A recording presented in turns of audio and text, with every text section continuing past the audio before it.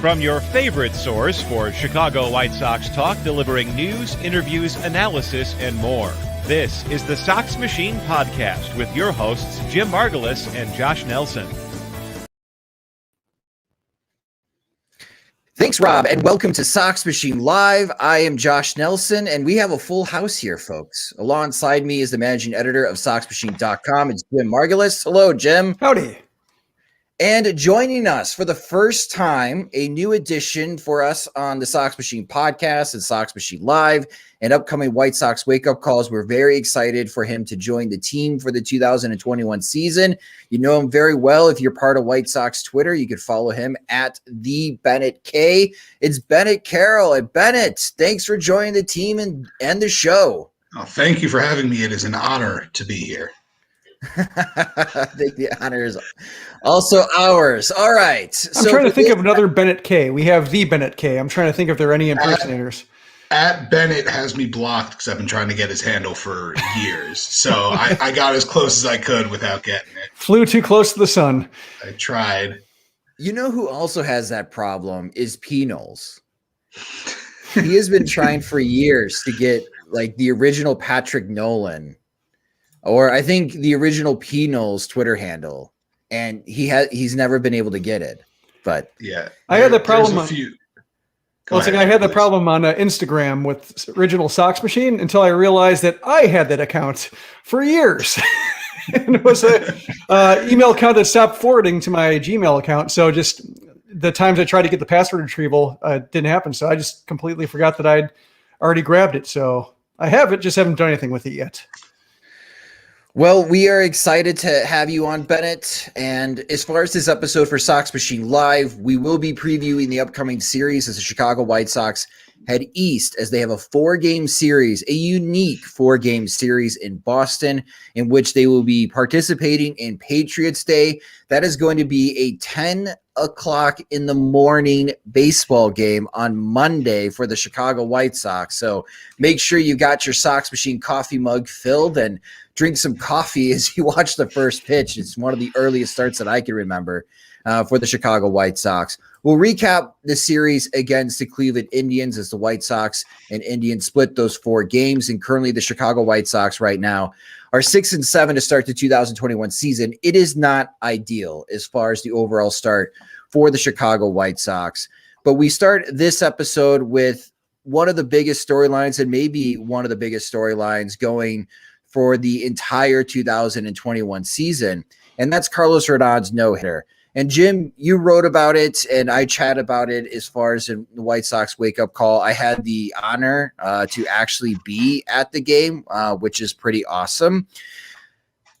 But one thing that you wrote about the Carlos Rodon no-hitter in the column today on Sox Machine that I really enjoyed is that when we spoke about Rodon during the offseason, we thought he was toast.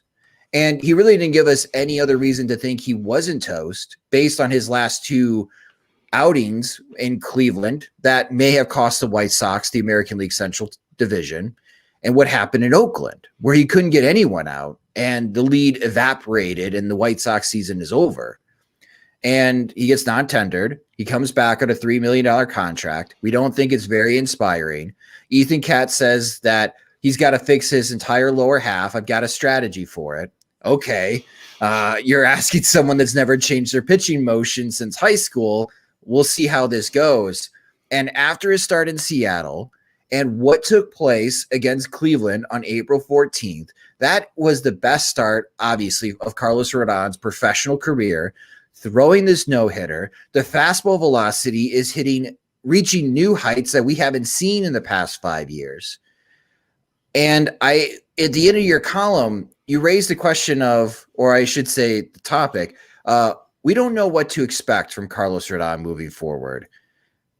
How do you feel now about Carlos Rodon with what is his start to 2021? Well, you refreshed my memory in that we were talking about Rodon when he came back, and we were reading I think it was during spring training, the article from Daryl Van Scout, I think, talking about all the things Ethan Katz wanted him to do. And when you were talking about it, we said, like, that sounds like a lot. It sounds like a lot for a pitcher who has never worked with the pitching coach to just kind of show up to spring training and redo his entire delivery, and it's not a guarantee that it'll even address the biggest issue with him, which is staying healthy, much less everything else he had, the command issues, the velocity issues, the life issues on his fastball. When he got velocity, he didn't have life on it. He wasn't able to locate it. So it just felt like a lot. And sure enough, at least, spring training and 2 starts in the regular season, he's basically done all that as far as we can tell. Like, it's worked. Who knows whether it'll stay or whether it'll kind of come and go, ebb and flow, etc. But it's good. It's fine. It's surprisingly straightforward and to the point. And it's, it makes me wonder, I guess, like, if you think about it a little bit too much, and if you're looking to be dissatisfied, you can wonder, like, why didn't Don Cooper or any of the other White Sox pitching apparatus figure this out in all the years they're wrestling with them? But if you don't want to be, if you don't want to somehow twist this until all of a sudden you're upset again, I would just say, hey, it's great that he somehow knocked it all out in one spring and go from there. But yeah, it's now I think it's a matter of, whether he can stay healthy, because I think with fastball command, with the life he's showing, the slider he has, with the way the improved fastball makes the changeup play up a little bit more, the pitches work and the movement works, the profiles work. There's nothing wrong with what he's throwing. It's just a matter of whether he can throw it on a regular basis. And that's really the missing piece. But I think that's a lot better than he was when we didn't know whether any of the changes would work, whether any of his pitches would come along. And then on top of that, the health issue. I'd rather just be about health, and we can just take it start to start and I guess not have to hold our breath, as the starts pile up. Bennett, I think on Twitter, you posed that question on how many pitchers could have used a different pitching coach, or if Ethan Katz was hired sooner, how many pitchers he could have possibly saved for the White Sox, which I found humorous, but it is a good point. And Jim raises the question as well. Why haven't the White Sox done this earlier? And, one of the things that I've been thinking about is this hypothetical. If Carlos Rodon was throwing this well during the rebuild, I don't think Carlos Rodon, Bennett, is with the White Sox. He probably would have been traded. He would have been traded at best, and he would have tried to find a way out at worst. I agree with you fully. He, if in 2017 he was dealing as well as he would have been dealt probably for a top prospect who is floundering right now, if I had to guess based on some of the trades they could have made. But yeah, he would not have been here if he would have found this 4 years ago. But if he found this 5 years ago, would the White Sox have rebuilt? Ooh, Jim, we have had this discussion. I forgot what our conclusion was.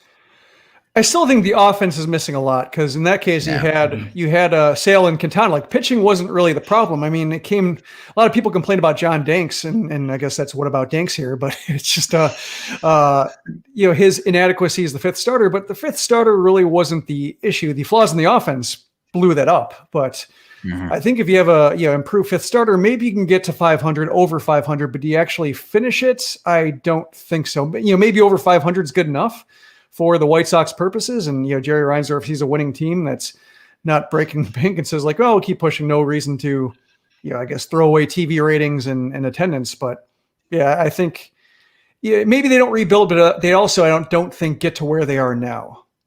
Yeah, that's a good point. Well, Then I guess maybe that is a silver lining, that for all the struggles that he went through, all the surgeries and the poor performances, that if he is going to discover this type of performance and this type of level, the time is now for the White Sox in a contention year, for everything to come together for Carlos Rodon. And the question that I've been pondering after watching his first 2 starts and really trying to focus on the throwing mechanics, Jim, because again, that's where the biggest difference is for Carlos Rodon. But overall, what do you think has changed with Rodon in these 2 starts than what we have seen previously in his career with the White Sox? I went looking back at old video, just especially during, I would say, last year was probably the most instructive, because that's what, I guess that's the form the White Sox were looking at and trying to decide whether he is worth keeping around. And it didn't look dramatically different like we saw Lucas Giolito, like the arm swing being basically cut off. And the same thing with Reynaldo Lopez this spring, and that his arm swing was really shortened. Maybe it's partially the camera angles I saw and not seeing like a really good side-by-side view, but even like you could tell with the others, Giolito, Lopez, from the typical center field camera, just exactly what their arms are doing. In this case, the biggest thing was his leg kick was lowered, like he didn't bring his knee up as high, and the arm swing was shortened a little bit. And I think probably just fewer moving parts. And I'm guessing the other part, I think Ethan Katz brought it up, and people were making fun of the phrases quad dominant and getting in his toe and a bunch of jargon that, he maybe in his role as a fresh pitching coach who's never had the job, he's maybe not used to dumbing it down for certain audiences to be more accessible, the way like Cooper would go on 670 The Score and talk about it there and spar and argue and such. Two different matters of speaking about mechanics. But in this case, I think it's just more of a matter of probably pushing and landing, like, I guess how he launched off the mound and then like how he, got the plant foot down and then maybe just quieted that down. Because I do remember from his draft day profile and early on when he was being assessed was that he would plant the foot and basically be a hard landing. His head would shake a lot. And I remember that head wobble being the reason why draft evaluators said that he couldn't, or he would always struggle to command. He'd had to be a power pitcher who'd get by on less than optimal command just because he just rattled himself too much. And so I'm guessing, like, if you think about, that he needs to use is like his glutes more and his hamstrings more versus quad. Like if you're just like thinking about it in terms of like, if you just stand up in your, wherever you're watching this and try to do it yourself, you can feel like the force, if you just like stop abruptly, that your stopping comes on your quad. Whereas like trying to, push force through is more about the backside of the legs. And that's my guess in terms of a completely amateur approach to assessing biomechanics. Well, that's what Katz told us, right? They wanted to make an adjustment with his lower half, the core velocity belt, and get him to use his legs more. Again, going back to why haven't the White Sox adjusted this the past 6 years? But something that I have noticed, and this comes from Baseball Savant, obviously the fastball velocity. In the ninth inning, Carlos Rodon hit 98.8 miles per hour.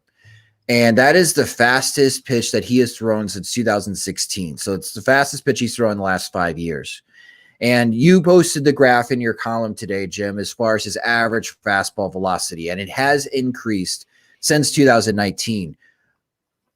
Fastball velocity is great, but that doesn't necessarily mean you're generating swings and misses. And this is something that Garrett Crochet is kind of suffering with at the start of this season. But with Rodon, as you can see in this graph, especially his slider and his four-seamer, his slider in 2020 last year had a swing and miss rate of 26.3%. It's up to 56.5% in 2021. And his fastball swing and miss rate, Jim, was 14.3% in 2020. He's up to 35% with his fastball in 2021. So the question I have, is this sustainable as far as the swing and miss rate for Carlos Rodon? Because if it is, the White Sox may have 3 pitchers in their starting rotation who have a shot of 180 plus strikeouts in 2021 with Lucas Giolito, Lance Lynn, and Carlos Rodon, which, knock on wood, Rodon stays healthy for 30 plus starts. I would say in his current form, when he's able to maybe not sit at like 96 to 98, but able to get there at any point, like keep it in his back pocket, I think that is sustainable. Maybe not to this degree. Maybe as the sample size rounds out and faces some better offenses, it comes down a little bit. But the skills that have led to this swing and miss rate, I think, is there. I think my concern would be like, we saw with Lucas Giolito, his velocity dropping off from his first start to his second and then coming back up. Yeah, I can imagine, given just the amount or the lack of wear and tear on his arm the last few years from the lack of action he's seen, that I could see like a dead arm period showing up at some point. Maybe, in his starts and the no-hitter. He was starting out in like the low 90s and eventually he ramped it up, but I can see him starting like an outing in the low 90s and maybe not quite getting above 93 or 94 in a game. And maybe that's just something that plagues him for a start. Maybe it's something that he has to adjust to after the in-season stamina part kicks in. But for the time being, what he's showing so far, it's like that's a legit fastball and seems to have the legit ride and the swings and misses that guys with good ride get. And, like Dylan Cease is another guy, talking about velocity not being everything. Like you can tell when Dylan Cease's fastball is right, not by the radar gun, but just by the swings, by whether it's swings and misses, foul tips, pop-ups. Like that's when the fastball's riding. And right now Rodon's getting that action and the hitters are telling us that his fastball is great. So Bennett, it's 14 innings, which is not a lot. We're talking about a small sample size. But it is an impressive 14 innings, and it's the best that Rodon has looked in years. So are you buying more stock as far as in this performance for Carlos Rodon? And are you believing more that he can sustain this, or are you still wait and see mode? I think that, and it's the term I generally use with this team the last couple of years, I am cautiously optimistic. I like what I've seen. I feel good with what I've seen, but I can't trust it through 14 innings. I really don't know if I can trust it through a month. It's going to need to be probably halfway through the season before I really start to believe this is who he's going to be night in, night out. All right. Well, again, Carlos Rodon's next start is going to be against the Boston Red Sox. We'll preview that start later in Sox Machine Live as we preview that upcoming series for the Chicago White Sox as they head east. But from Carlos Rodon's no-hitter, let's take a look at the series recap for the White Sox against the Cleveland Indians. They split the 4-game series. The White Sox won game 1 4-3, and a Nick Williams ground out fielder's choice ball ricocheting off Yasmani Grandal's head, and Nick Magical scores from second. So they won game 1 that way. Game 2, they lost in extra innings 2-0, but a fantastic pitchers duel between Shane Bieber and Lucas Giolito, and hopefully we get more starts between those two throughout the season. Game 3, the White Sox won 8-0. That was Carlos Rodon's no-hitter. And game 4, they lost 4-2. The first half of the game, they were up 1-0, and then Jose Ramirez. Man, I hope Cleveland trades this guy because he is a pain in the neck to the White Sox. He had a key home run, a 2-run shot off Lance Lynn in the 6th inning. Then the White Sox got a little bit sloppy, and they end up losing 4-2, and that's how they are currently 6-7. And Jim, as far as this series, when we talked about it on Monday show, we were hoping that the White Sox split. We knew that runs would be a premium. When you look at the 4 games in totality, how well do you think the White Sox played in these 4 games? And do you feel a little bit more confident after this 6-game homestand, when you include the Cleveland games as well, than we were after their trip to Anaheim and Seattle? I would say, we've seen them look worse against Cleveland. We've seen Cleveland embarrass them more. So in terms of starting the season and putting some things behind them, like, putting 6 runs up on Zach Plesac, who had basically just embarrassed the White Sox last year. Like, that's encouraging. Shane Bieber looking every bit Cy Young winner. That didn't help, and that's not a lot you can take away from that performance when he had 2 aces, and Bieber was just more efficient because he's able to expand the zone a bit better and lasted 9. And so when you go 9 and throw the stuff Bieber's throwing, like, you can't feel too bad about that one. That's when you just, to use the Robin Ventura phrase, tip your hats, or the one I associate with him about that era. But there are just some other performances too. Like, you had the Nick Williams thing, and that was, irritating. But then Andrew Vagno goes 0 for 4, 2 strikeouts, and kind of shows why I'm apprehensive about pursuing this experiment much further. You have Jose Abreu not quite looking right. Yohan Moncada's timing not looking right. You have like some of the bullpen showing up. You have like Garrett Crochet subject to bad contact. You have Aaron Bummer still looking off. So it's a little bit like whack-a-mole right now, in that you have problems being solved and then problems re-arising, and sometimes the same problem that you thought was solved coming back, like the defense in the finale. Like, there's just a lot going on right now at the White Sox. They're event creators, for better or for worse. Like, they're not an ordinary kind of bad. They They do well and they do poorly.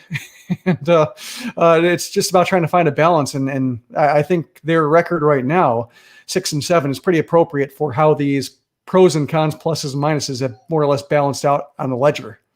Yeah, especially when you look at the offensive numbers. Jose Abreu right now is hitting 184 with a 317 on base percentage, slugging 327. He's got 2 home runs and 9 RBIs, but the 2 home runs were grand slams, so he's only got 1 other RBI outside of the 2 grand slams that he's hit. Yohan Moncada is hitting 191 with a 296 on base percentage, slugging 277. So we're not seeing a lot of power from Yohan Moncada in the first 13 games of the season. Yasmani Grandal, he's hitting 133 with a 333 on base percentage and slugging 267. I think the White Sox, in some ways, are lucky that they are 6-7, because if you told me on opening day, Josh, after 13 games, this is what Jose Abreu, Yohan Moncada, and Yasmani Grandal are hitting, I would be like, how are they scoring runs? Especially when you add in the fact that Tim Anderson has missed some games because of his hamstring issue. But the pitching has been really solid, especially on the starting front. And I know we're going to keep going back to this, I feel like, all season long. But if they didn't lose those 2 games in Anaheim, then, they would be, 8-5? And we'll be having a different conversation in the sense of the White Sox 8-5, and these 3 hitters are not performing well. But instead, they are 6-7, and these 3 guys are not hitting well, and they really need to start going because this is the middle of your order for the White Sox lineup. I don't want to get too much into the White Sox offense because hopefully facing Boston pitching, they start picking it up. But Bennett, I want to shift the conversation to Lance Lynn. His 3 starts have been excellent. There was, I'm not going to say controversy, but there's multiple camps when it came to the Lance Lynn trade. I felt like it was necessary to lose somebody like Dane Dunning, and Dunning has looked pretty good for the Texas Rangers to start the season. And it is one of those moves where you sacrifice 6 years of control for a pitcher who will become a free agent after this year. But after the first 3 starts of watching Lance Lynn, is this everything that you were hoping for the White Sox would be receiving in return for giving up one of their top pitching prospects in Dane Dunning for the next 6 years? Yeah, I was in a similar camp to you. I love Dane Dunning. I've been catching as much of his starts as I can from when he started. But Lance Lynn is the kind of pitcher that would put, if he pitched like he has been pitching, he was going to put you over the top, or your rotation over the top. And years of control are very nice and they're very good. But the number one thing for this rotation was getting another top arm. And that's what they were hoping to get from Lance Lynn, and that's what Lance Lynn has delivered so far. So I'm impressed. I'm a little bit, and I'm going to keep saying I'm worried about by the middle of the season, by the end of the season, because Lynn had a very good 6 or 7 weeks last year and then really fell apart. And he's a year older, and theoretically he didn't throw a full year, so his arm maybe got a little bit more rest. But I hope that it won't be an issue, but I've been very impressed through the first 3 starts. How about you, Jim? As far as after the first 3 starts, is this everything that the White Sox could possibly want in this exchange? Right now, yeah, especially with Dallas Keuchel struggling to be the workhorse that he used to be. That's why I thought it was important for, Dunning would have been nice for this rotation, but I don't think he would have addressed the biggest thing, which is innings, which is reliable innings, the ability to wear it once in a while or tough through like a bad first couple of innings and try to get through 5 or 6 on 100, 110 pitches. Like Dunning isn't that guy yet. It wouldn't be smart just based on where he is in his career and his workload to do that. So it solved the problem. Like this, I guess that's the way I'd put it. Like it solved the biggest problem. It's not the best exchange in terms of value, especially when it comes to what the White Sox are going to need a year from now. And they could still use a guy like Lance Lynn a year from now, and maybe they'll extend him. And I would not be opposed to discussing that because I think his profile will age well, especially if you're able to reduce the demands on him. Like eventually he's number 2 now, but maybe, by the 3rd year of a contract, you're looking at him as number 3, number 4. Like he's got that Bartolo Colon mix of fastballs that I think ages really well and other things too. But it's a profile I like. And in, the late season struggles that he had last year were partially true, but also like just Houston, whatever reason, kicked the crap out of him. And I think like if you remove his Houston numbers from the equation, even his finish was more or less fine, and his home run problem stemmed from what the Astros did to him. So whether that's just the way his stamina, like in season wear and tear, lined up against the Astros, or whether they just had the book on him, whether they had other things on him, given the Astros, hard to say. But that's one reason why I'm inclined to like it's already a small sample, and then the way that small sample is divided makes me think like it's at least the Astros for the time being they're in the Central Time Zone, but they're not in the AL Central just yet. Oh, do you think they'll ever be in the American League Central?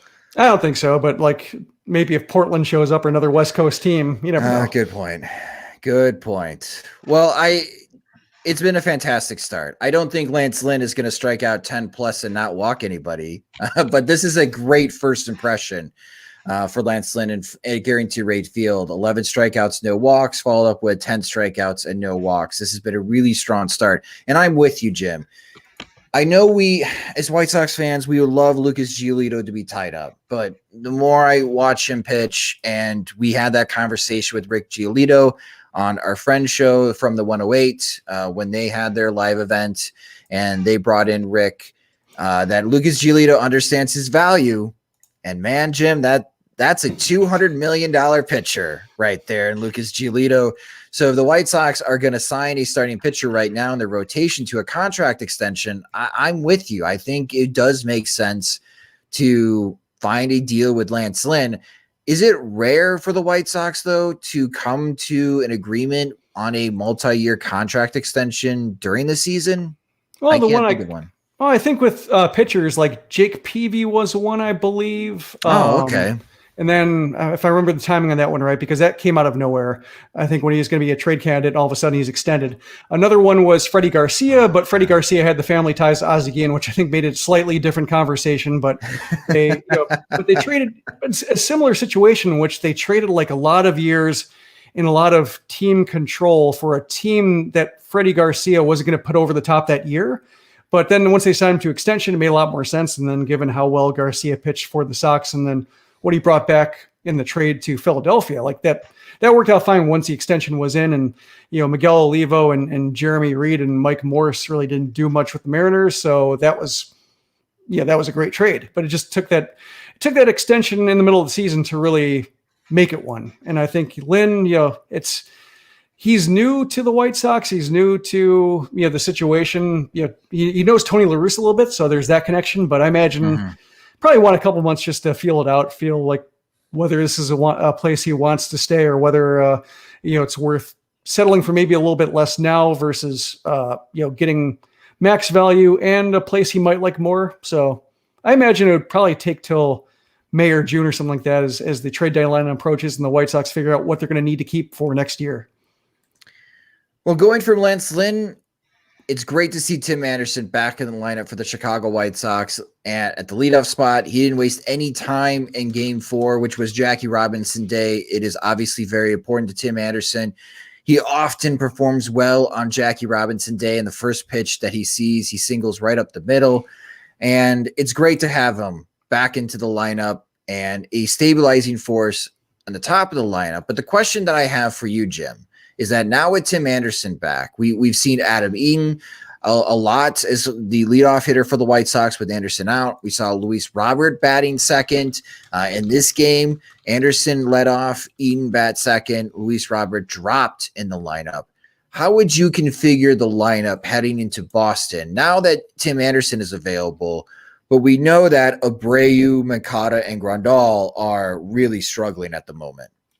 Well, first I want to correct myself because Jake Peavy was in October. It was after the season, but it was surprising because it was right before free agency and that happened. As Larry brought up in the comments that Mark Burley, he was the one who signed the July extension when it looked like he could have been dealt. So I was conflating the two situations. So thank you, Larry. Just wanted to correct the record there. When it comes to Tim Anderson, I like him at the top of the order, especially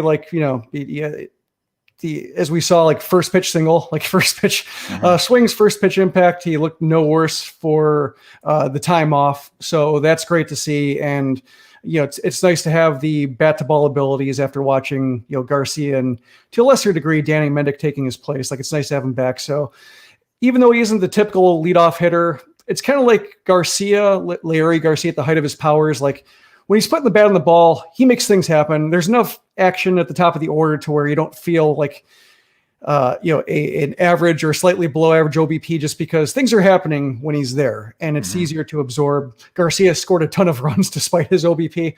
And I think there's something to that working as long as you have the right guys sitting behind you. So, that brings up that situation. And right now, Adam Eaton, more or less fine. Like, I thought we'd be complaining about him a lot more given his performance last year, given his reputation as a slow starter, given his defensive issues, but he looks good. He looks more or less like the guy the White Sox traded away, maybe a little bit less dynamic. Like the speed isn't quite there, but everything else, his ability to, move around a batter's box, that's there. So until like Moncada proves like his timing's back and, like maybe like an Andrew Vaughn improves or Nick Madrigal starts to, and Madrigal's improving too, but I think right now he's more or less fine at the bottom of the order. I think Eaton's probably the guy you want in front of the heart of the lineup to get on base if Anderson can't.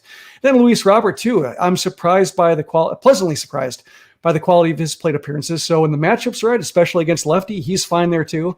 He doesn't look he's had some ugly at bats here and there, but not the, silver sombreros where he sees like 11 pitches. Like that's I think the kind of at bat he had last year that he's managed to limit. Like when he has one at bat, he seems to carry it into the next one and realize like, okay, they're going to attack me with sliders. I need to make them show that I understand what I'm doing here. And he's showing that right now. And that's nice. Yeah, Luis Robert batting .269 with a .328 on base percentage, slugging .462. If his season ended with those numbers, I think White Sox fans would be really happy with that type of offensive production from Luis Robert. And as you mentioned, Jim, Adam Eaton, the dead cat bounce is in effect right now. Hopefully it continues to go up. He's batting .261 with a .370 on base percentage, slugging .457. He is tied with Yermin Mercedes with the most home runs on the White Sox right now with 3. That's exactly what we thought at the beginning of the season, that Adam Eaton and Yermin Mercedes would be tied for the home run lead. But Bennett, again, as I mentioned, I don't think the White Sox are going to move Jose Abreu out of the number 3 spot. But you do have a lot of White Sox fans, especially on social media, wondering, should La Russa move Yoán Moncada out of the cleanup spot and back to the number 2 spot? Because maybe with it being more comfortable in that spot where he batted a lot last year, that he'll get back into rhythm, he'll get into a groove, and his numbers would start getting better, maybe to the expectations that we had before the season. How do you feel about the White Sox current lineup, especially now that Tim Anderson's back, and would you do any shuffling? Before the year, I wanted Moncada hitting 4th. I think that's the spot he's going to continue to grow into. I know he's started slow. As we said, 3/4 of the offense has started slow. But that, for me, that's where I want him every day. For the 2 spot, I'm happy with Eaton right now. I think as long as he's playing at the level he's playing, he can stay there. My goal looking to September is, by September, if Luis Robert really has figured it out, I want him hitting 2nd every day. If he's taken that next step, I want him to be the number 2. And you can shift Eaton down. You add a little bit. He doesn't have the speed he had, but he still has some speed. Keep that speed near the bottom of the lineup while giving Robert more at-bats and giving him that spot at number 2. And then, 3, 4, 5 don't move. You can put your mean in at 5, I guess. You can shift him in there, but definitely keeping Abreu at 3 and Moncada at 4. I kind of like the idea of moving Mercedes to the number 2 spot, especially if there's going to be a day off for Adam Eaton. To have Anderson and Mercedes, I mean, a batting champion and then someone that's hitting .460, that should give more opportunities for Jose Abreu to drive in runs, right? Because we're all thinking that Mercedes is going to continue as a .476 batting average.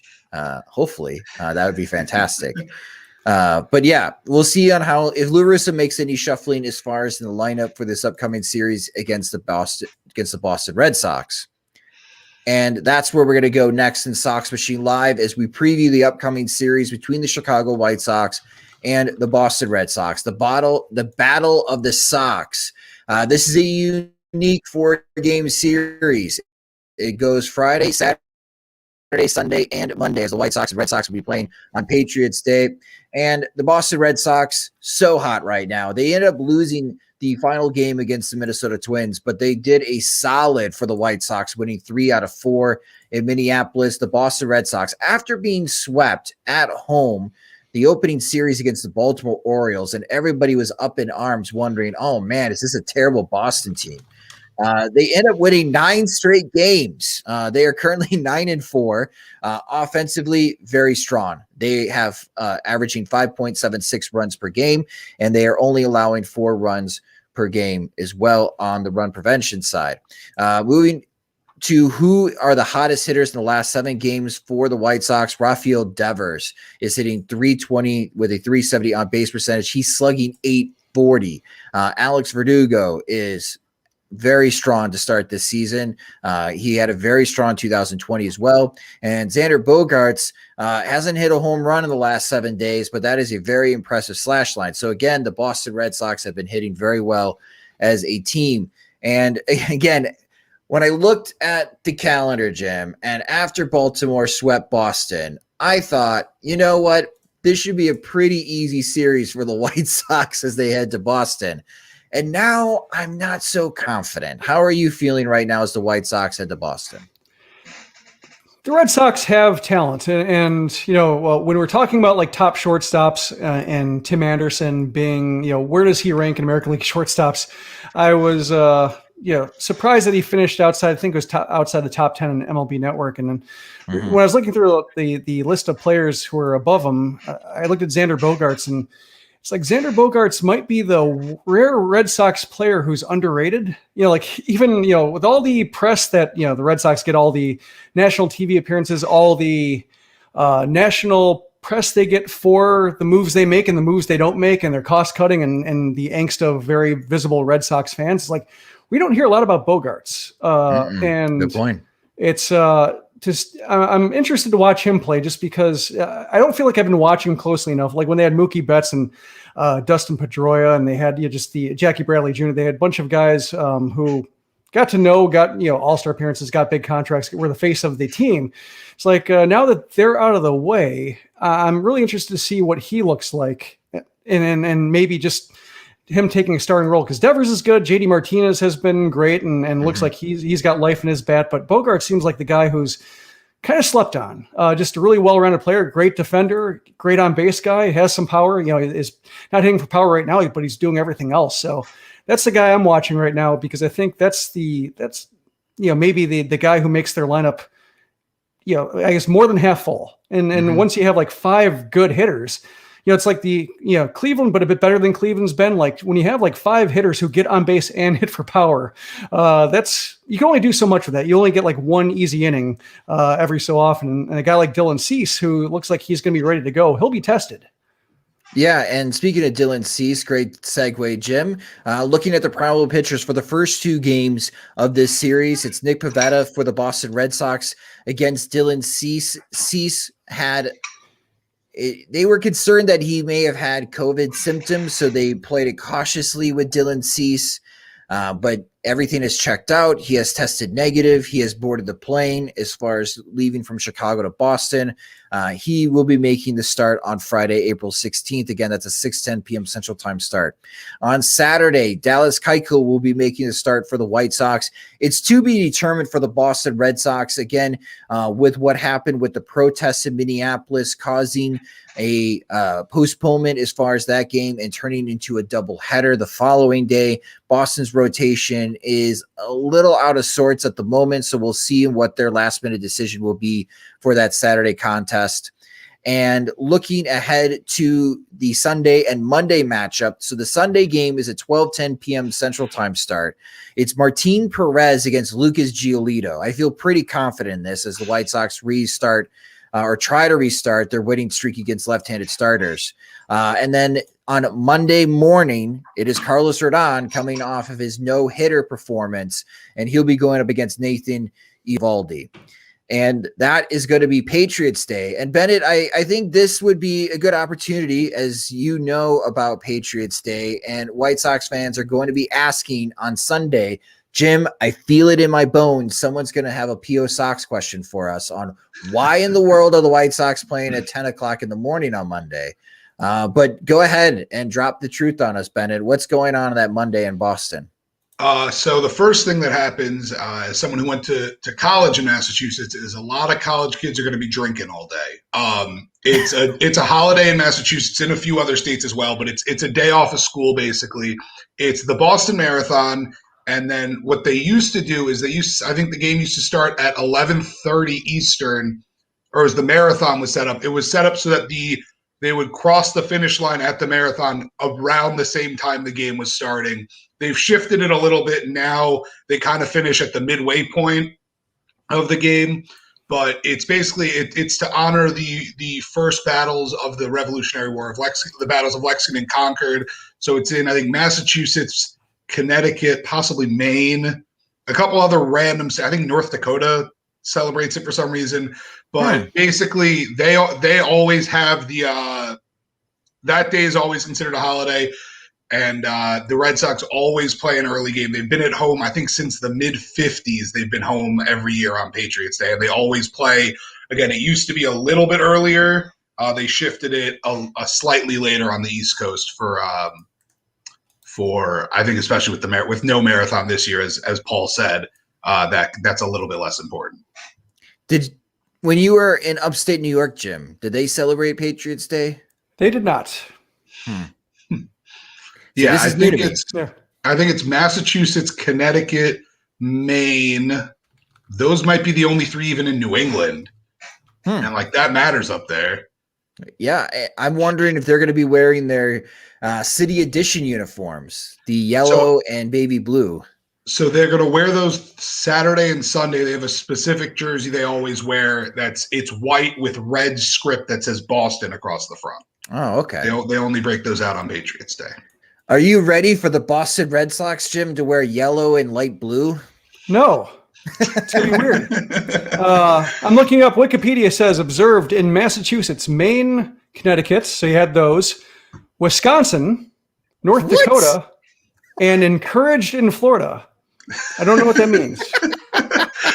If it's not a day off, is it really celebrated at that point? I don't know. It's just like, are you supposed to call somebody? Like, it'd be nice if you observe this. Like, I don't.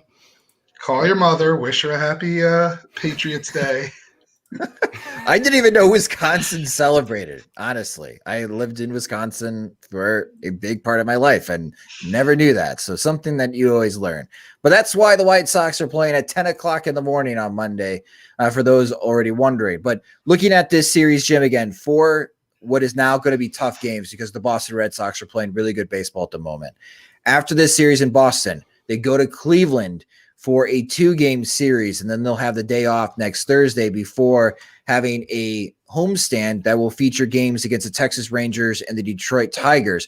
There, I think the White Sox can pile up some wins, but before they get there, they got to get through these 6 games. And with this 6-game road trip, knowing that the 2021 White Sox, which we expected them to be in contention to win the division and make the postseason this year, they're 1 game below 500, but now knowing on how well Boston is playing and how tough it always is for the White Sox to win in Cleveland, is a 3-3 road trip acceptable for this White Sox team? I think more or less. I think right now they're still treading water a little bit when it comes to getting their offense in gear and getting their defense in gear. Having Tim Anderson back helps, so that raises the bar a little bit. That deepens the lineup. So I think they have it in them to have a winning record, but it's tough, just the way they're playing right now and how many things have to click in order to feel good about it. It depends on the shape of the 3-3. I will say, it would be, if they have a slugfest, like say if they lose a game 12-10, if Cease gets roughed up, coming off an illness, that's understandable. I would say if Cease gets roughed up, given his state this week, although if Carlos Rodon is precedent, I would expect, more history on the way. Maybe everybody needs to get sick, like get scratched for their starts, just to make it easier. But like if Cease gets roughed up, that's understandable. But if Dallas Keuchel has another rough start, that's a little bit worrisome. If the defense continues to wobble or collapse in some innings, that's worrisome.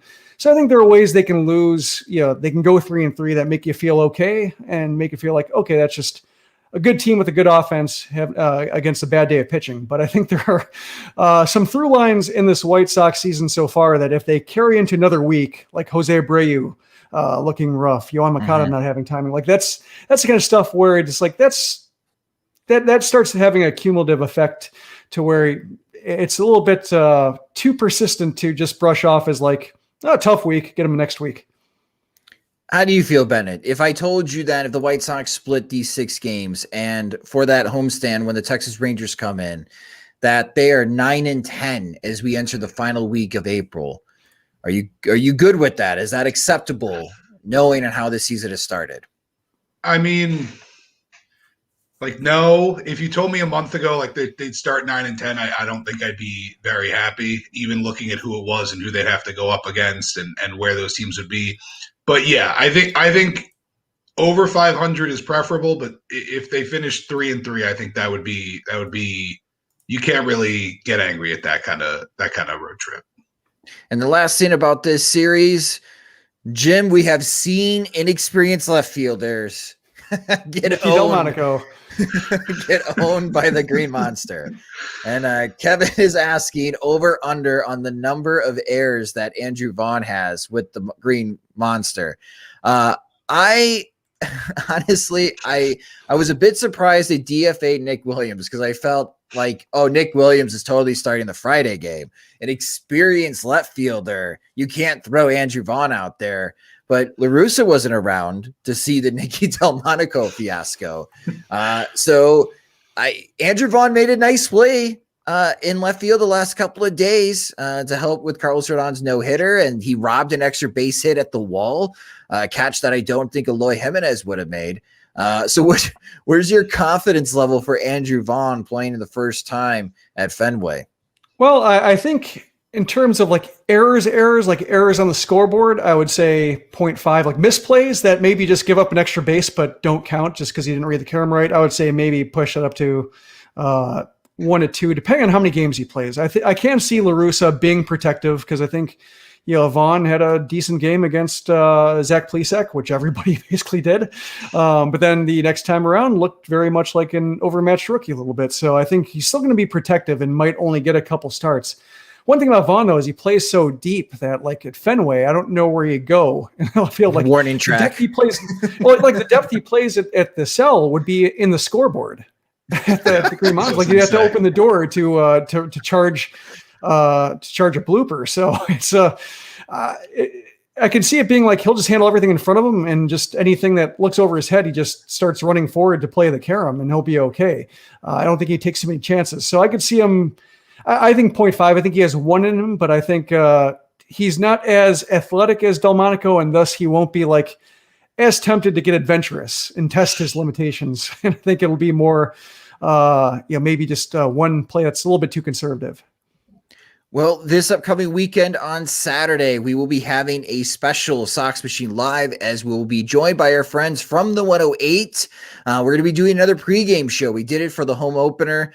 Many of you watched as far as that live stream, so we decided we're going to do it again. And Chirizi and Beefloaf and My Sox Summer will be joining us to preview that upcoming game. So we'll recap what happens on Friday and then get everyone prepared for the Saturday afternoon tilt. That live show is going to be starting at 2:00 p.m. Central Time, as the White Sox and Red Sox first pitch is going to be at 3:00. And for those that are watching live stream right now, you can go over to the From the 108 YouTube page at youtube.com/From the 108. They're going to be starting their live show at 8:30. It's like cable television, but not really. But we're trying to line it up as far as in the YouTube. So if you want more White Sox content and you want to laugh your butt off, after this, go over to the From the 108 YouTube channel and you can watch those guys live.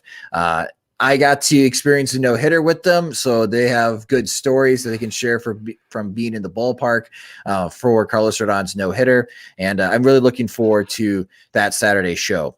But that will do it for this episode of Sox Machine Live. Thank you to everyone that watched in the live stream at youtube.com/Sox Machine. And thank you to Bennett. Welcome to the team.